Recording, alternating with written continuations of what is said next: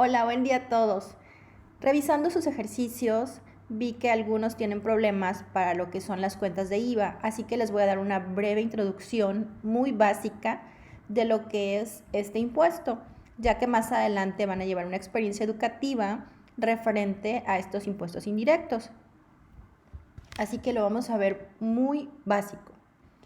Los impuestos son parte de las tareas esenciales del Estado que van encaminadas a satisfacer las necesidades de la sociedad y cuentan con dos principales fuentes. Los ingresos tributarios, que son los impuestos, tenemos ISR, IVA, IEPS, impuestos estatales, derechos, permisos, concesiones, y también tiene ingresos no tributarios, que son las ventas de bienes, las deudas. Y de acuerdo a nuestra Constitución, todos los ciudadanos estamos obligados a contribuir al gasto público de manera proporcional y equitativa. Ahí es donde nace la obligación de todos de pagar impuestos. Los impuestos son ingresos públicos, que son las percepciones que tiene el Estado, pudiendo ser en efectivo, en especie o en servicios. También están las contribuciones, que forman parte de estos ingresos públicos y que incluyen algunas aportaciones particulares, como son los pagos de servicios públicos que nosotros hacemos, algunas donaciones, los pagos de multas. Y de ahí nacen los impuestos, que son parte de las contribuciones.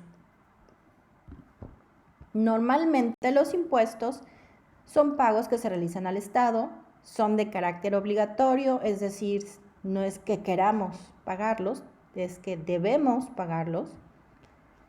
Y son, la mayoría de las veces, pagos en moneda, pagos en dinero, sobre los recursos de las empresas y de las personas. Hay una ley, que es el Código Fiscal de la Federación, que nos regula cuáles son los diferentes impuestos. Nos habla que las contribuciones se clasifican en su artículo 2 en impuestos, aportaciones de seguridad social, que son las cuotas de IMSS, Infonavit que pagamos, contribuciones a mejoras y derechos. Y ahí establecen su fracción primera, que los impuestos están establecidos en las leyes y deben pagarlo tanto las personas físicas como las personas morales que se sitúen en la situación jurídica o de hecho que se prevé en cada impuesto. Todos los impuestos tienen estos elementos, que es el sujeto, que puede ser la persona física, la persona moral, que es el sujeto pasivo, es decir, el que está obligado a pagar, y el activo, que es quien cobra, que es la federación, el estado o los municipios. Un objeto, es decir, cuál es la actividad o el bien sobre el cual se realiza este gravamen. La fuente, que es el monto de los bienes.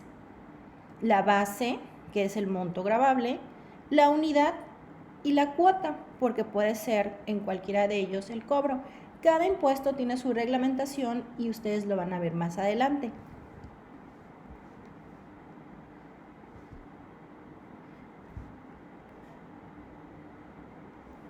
Normalmente hay dos tipos de impuestos, los impuestos directos y los impuestos indirectos. Los impuestos directos se aplican, como su nombre lo dice, directamente a la riqueza de las personas, principalmente a sus ingresos. El impuesto más conocido es el impuesto sobre la renta.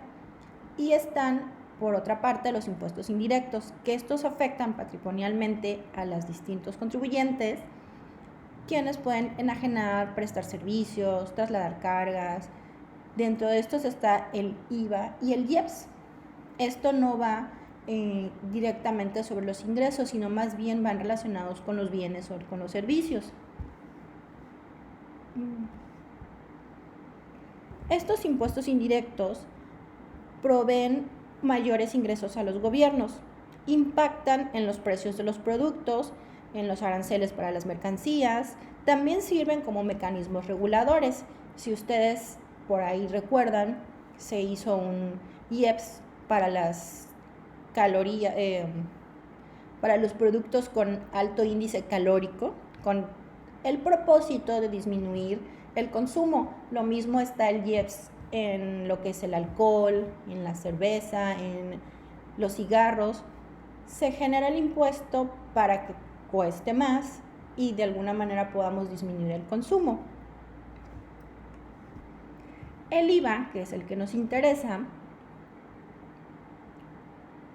es un impuesto interno, ya que se recauda dentro del territorio nacional, grava actos o actividades sin importar las características del contribuyente. Todos pagamos el IVA en muchas de las cosas que compramos y ni siquiera nos damos cuenta. Es un impuesto permanente porque no tiene una vigencia. Hay impuestos que se crean nada más por ciertos periodos. Las leyes normalmente traen alguna vigencia y en este caso el IVA es un impuesto permanente.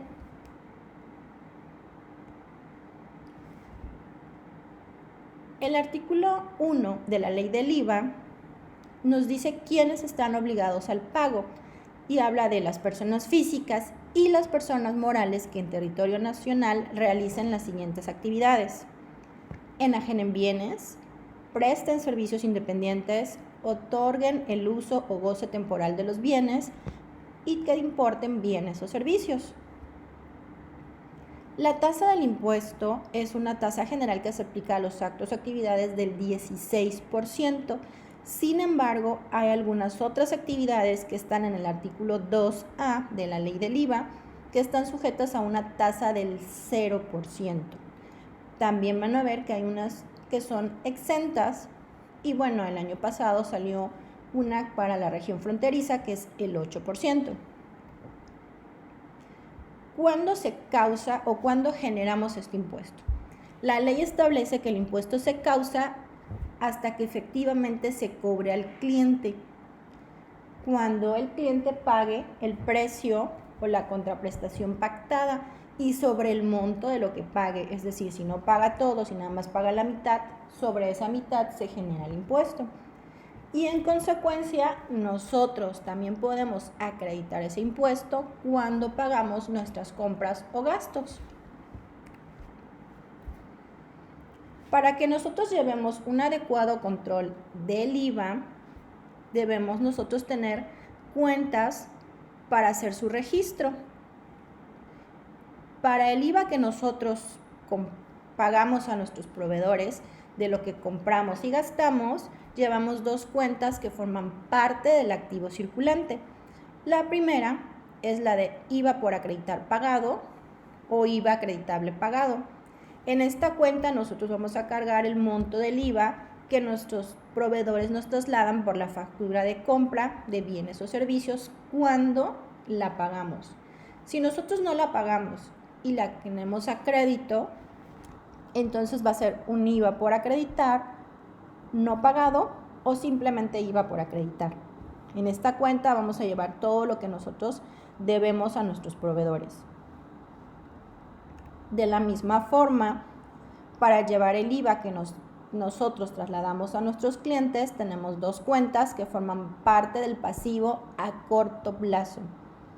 Esto depende de nuestro monto de crédito, pero normalmente siempre son ciclos cortos de crédito, entonces por eso los ponemos en el pasivo a corto plazo. Y tenemos las dos cuentas, que es el IVA por pagar cobrado o IVA trasladado cobrado, o en algunos casos algunos le ponen nada más IVA cobrado. En esta cuenta nosotros vamos a abonar el monto total del IVA que nosotros trasladamos a nuestros clientes en la factura de bienes o servicios y que nos pagaron en efectivo, transferencia, en especie. Cuando nuestros clientes nos quedan a deber, entonces la cuenta que vamos a utilizar es la de IVA por pagar no cobrado o IVA por trasladar. Veamos unos ejemplos. Nosotros vendemos productos por la cantidad de 10,000 pesos más IVA que nos pagaron con cheque. Como está efectivamente pagado, entonces nuestro cargo es a bancos, nuestras ventas que son 10,000 pesos, y aquí ya tenemos un IVA trasladado cobrado o IVA cobrado de 1,600 pesos. Si en el otro caso vendemos el producto de 20,000 pesos más IVA que nos van a pagar en un plazo de 15 días, es decir, nos están quedando a deber, entonces vamos a registrar clientes, ventas, y en este caso vamos a utilizar la cuenta de IVA trasladado por cobrar. Y cuando el cliente nos paga, entonces ponemos bancos, abonamos el cliente para cancelar la cuenta y el IVA trasladado por cobrar se convierte en IVA cobrado. Que es ahí donde veía que tenían las dudas porque ponían bancos 20,000, pero si se dan cuenta, lo que nosotros nos deben son 23,200, no 20,000. Entonces, este monto que el cliente tiene de 23 es el que se abona a bancos y a clientes. Y el IVA, digamos que se pasa de una cuenta a otra. Del IVA trasladado por cobrar se convierte a un IVA cobrado. Cuando un cliente nos paga nada más una parte, entonces usamos ambas cuentas. Por ejemplo, vendemos productos por la cantidad de 10,000 pesos y nos van a pagar la mitad con cheque y el resto a 5 días. Entonces, si son 10,000 pesos, la mitad son 5,000 más IVA. Eso es lo que mandamos a bancos, 5,800, y en clientes 5,800. Las ventas son 10,000. Ahí no se divide. El IVA sí se divide porque una parte está pagada y otra no.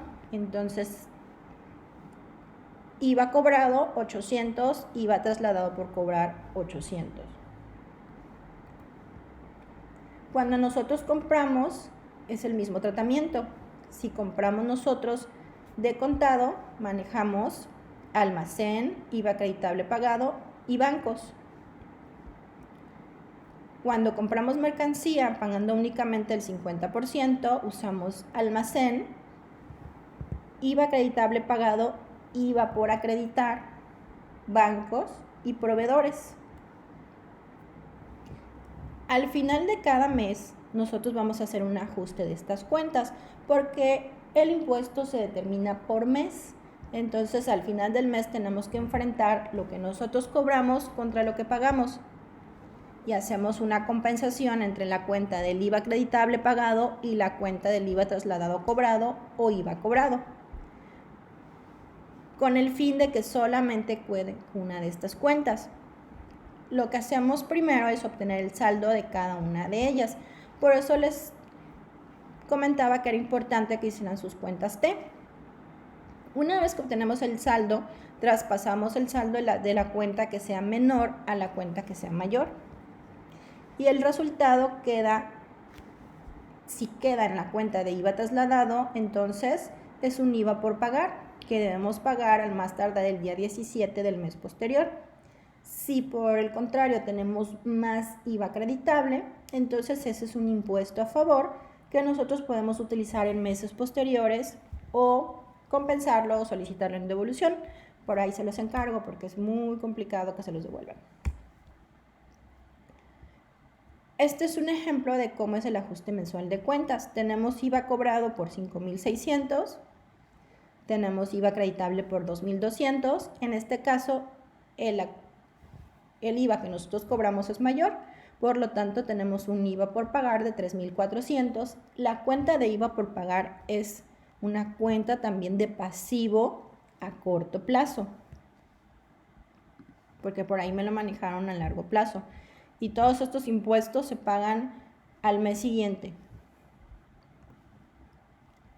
En el otro caso, tenemos un IVA cobrado de 5,600, pero un acreditable de 7,600. Es decir, compramos más, gastamos más, nos queda un saldo a favor de IVA. Este saldo a favor de IVA también forma parte del activo circulante, porque lo podemos acreditar o solicitar en devolución.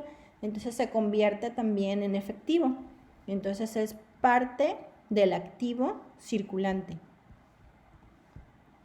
Como ven, está muy sencillo, así que espero que les resuelva sus dudas.